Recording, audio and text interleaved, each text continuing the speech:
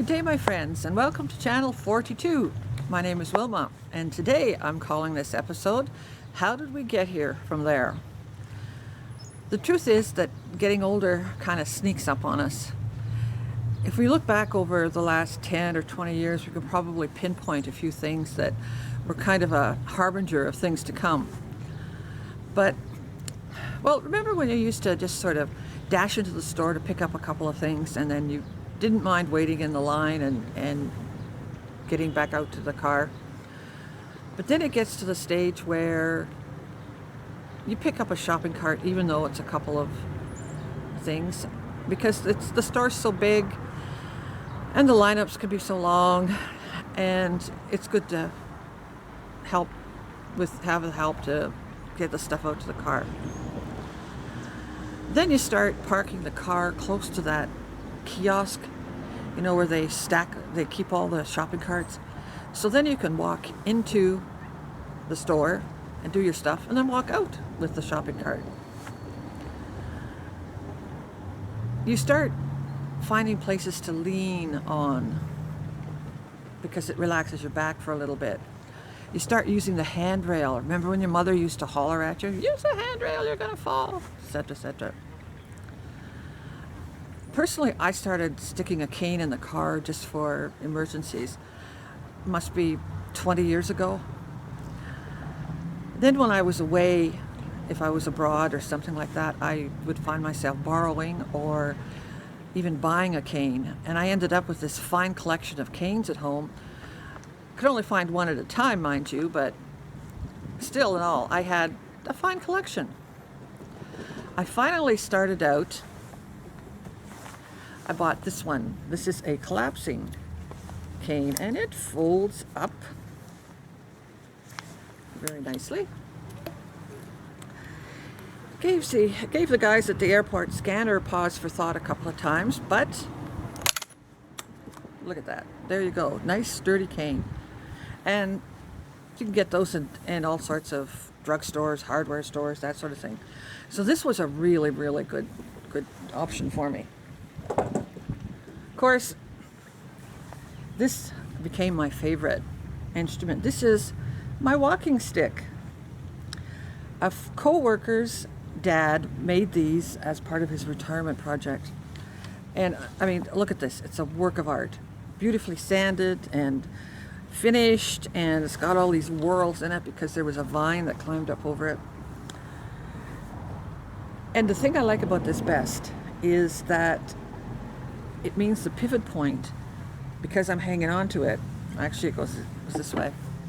The pivot point's higher, and it was better for me to balance with it because it was up here rather than leaning down on the cane, where if I turned my wrist or something, I would overbalance. So I really like this.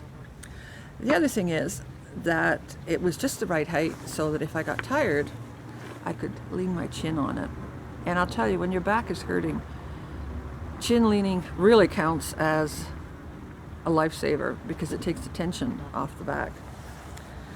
So this and the canes would come under approved adaptations to make you be able to walk better.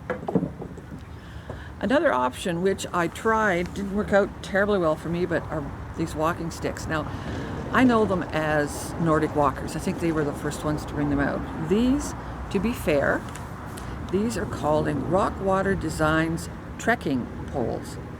I bought these when I was doing curves,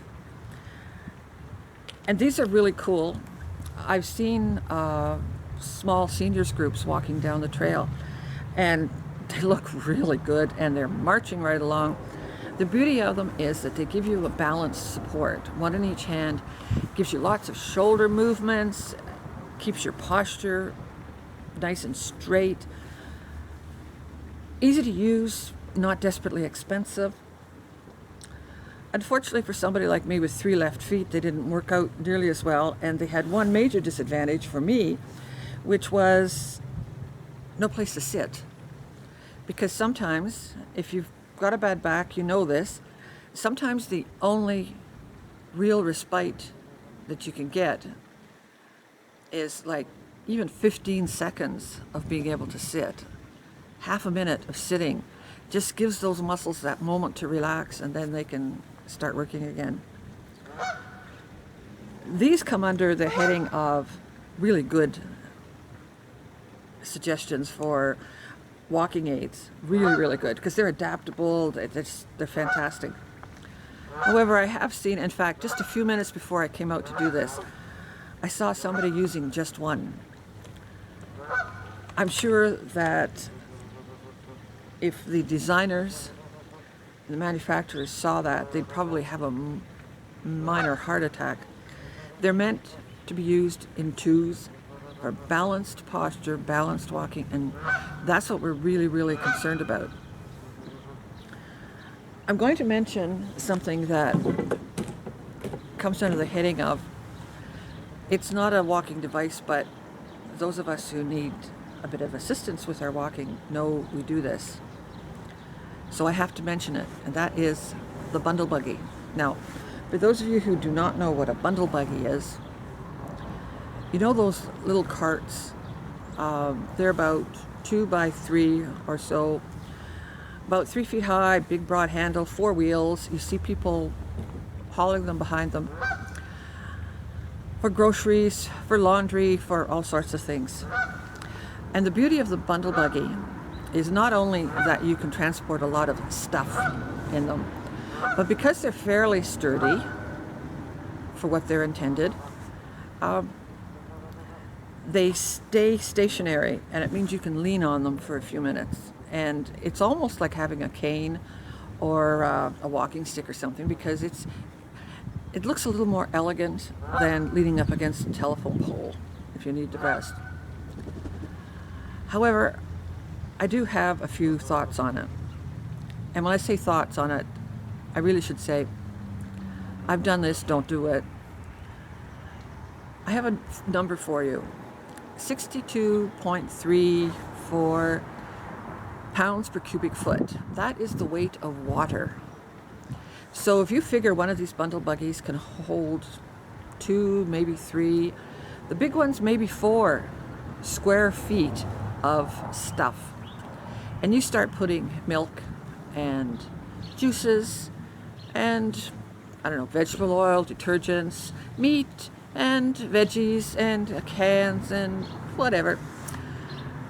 That bundle buggy has the capacity, if not the design, to be holding about 120 pounds of stuff.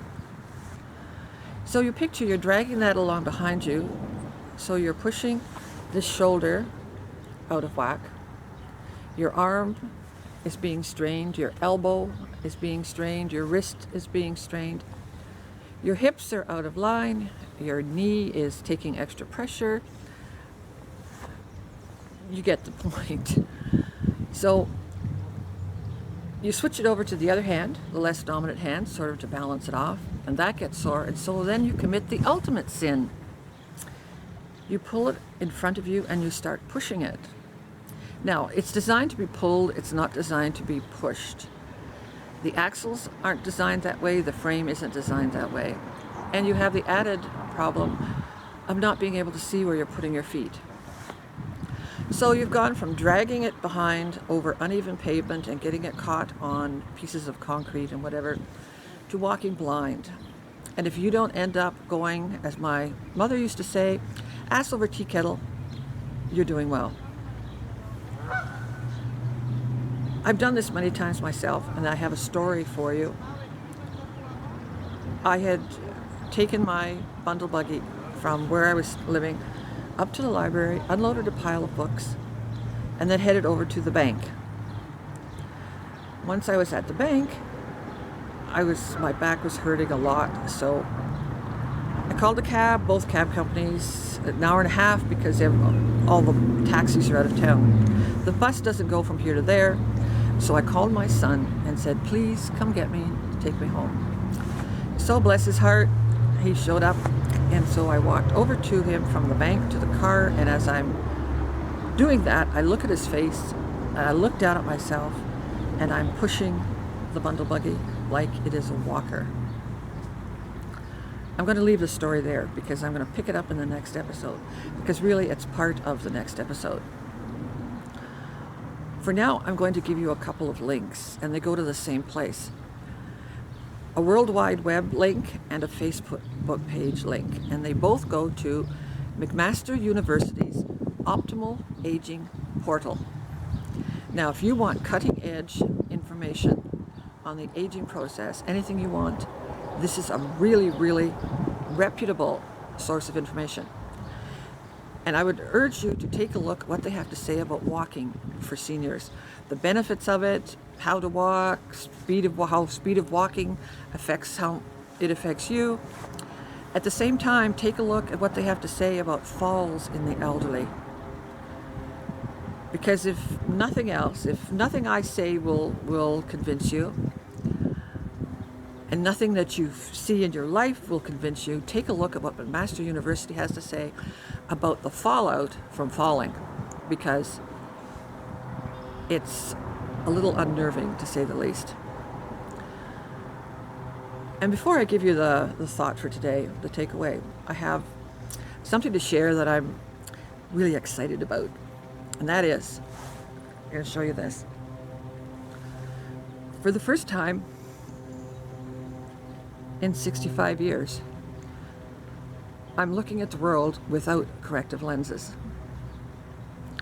I had cataract surgery about 3 weeks ago.